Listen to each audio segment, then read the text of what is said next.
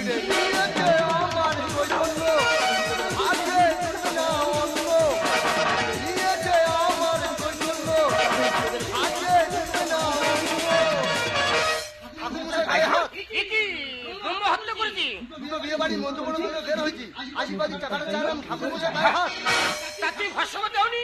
যেমনি দিয়েছে আক্কেল করে। কি করলে? এইখানে লবণ তরকারি ফেলে দিয়ে শরীর পুজো করতে চলে এসেছি। বাহ, আগ বুঝি তো চলে এসে তাহলে। আপনার তলায় মন্ত্র করতে যাবো, ফোনের বেশি বাচ্চা দিল। ফোনের পিসির বাচ্চা হয়েছে? হ্যাঁ।